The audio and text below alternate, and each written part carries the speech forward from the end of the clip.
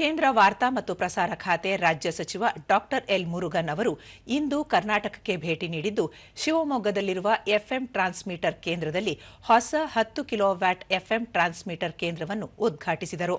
ಈ ವೇಳೆ ಸಂಸದ ಬಿವೈ ರಾಘವೇಂದ್ರ, ಶಾಸಕ ಎಸ್ಎನ್ ಚನ್ನಬಸಪ್ಪ, ವಿಧಾನ ಪರಿಷತ್ ಸದಸ್ಯ ಡಾಕ್ಟರ್ ಧನಂಜಯ ಸರ್ಜಿ, ಪ್ರಸಾರ ಭಾರತಿ ಮುಖ್ಯ ಕಾರ್ಯನಿರ್ವಹಣಾಧಿಕಾರಿ ಗೌರವ್ ದ್ವಿವೇದಿ, ಆಕಾಶವಾಣಿ ಮಹಾನಿರ್ದೇಶಕ ರಾಜೇಂದ್ರ ಕುಮಾರ್, ದಕ್ಷಿಣ ವಲಯ ಅಪರ ಮಹಾನಿರ್ದೇಶಕರಾದ ಗೀತಾರಾಣಿ, ಭದ್ರಾವತಿ ಆಕಾಶವಾಣಿ ಮುಖ್ಯಸ್ಥ ಎಸ್ಆರ್ ಭಟ್, ಜಿಲ್ಲಾಧಿಕಾರಿ ಪ್ರಭುಲಿಂಗ ಕವಳಿಕಟ್ಟಿ ಮತ್ತಿತರರು ಉಪಸ್ಥಿತರಿದ್ದರು.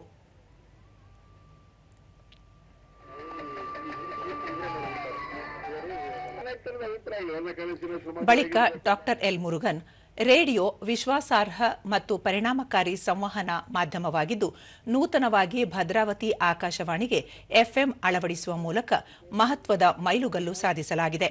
ಈ ಮೂಲಕ 8 ಜಿಲ್ಲೆಗಳನ್ನು ಈ ಎಫ್ಎಂ ವಾಹಿನಿ ತಲುಪಲಿದೆ. ಆಧುನಿಕ ತಂತ್ರಜ್ಞಾನವನ್ನು ಬಳಕೆ ಮಾಡಿಕೊಂಡು ಅತಿ ಹೆಚ್ಚು ಜನರನ್ನು ತಲುಪುವ ನಿಟ್ಟಿನಲ್ಲಿ ಎಫ್ಎಂ ಮಹತ್ವ ಪಡೆದಿದ್ದು 92% ಭಾಗವನ್ನು ತಲುಪುವ ಬಹುದೊಡ್ಡ ಪ್ರಸಾರ ಮಾಧ್ಯಮವಾಗಿದೆ. ಕಲೆ, ಸಂಸ್ಕೃತಿ, ವಿನ್ಯಾಸ, ಚಲನಚಿತ್ರ, ಸಂಗೀತ ಸೇರಿದಂತೆ ಸೃಜನಶೀಲ ವಲಯಗಳನ್ನು ಹೊಂದಿದ್ದು ಸ್ಥಳೀಯ ಕಲಾವಿದರನ್ನು ಜಾಗತಿಕ ಮಟ್ಟದಲ್ಲಿ ಪರಿಚಯಿಸಲು ವೇದಿಕೆ ಸೃಷ್ಟಿಸಿದೆ ಎಂದರು.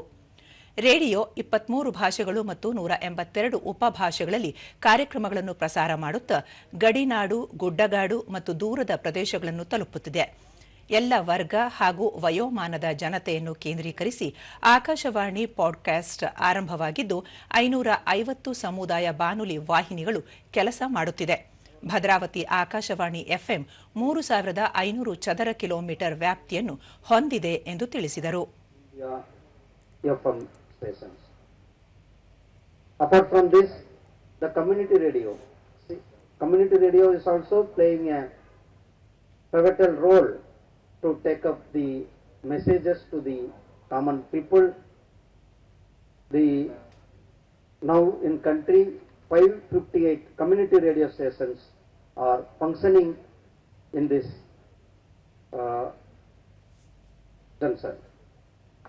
Particularly for this Shimoga and Bhatravati FM transmitter,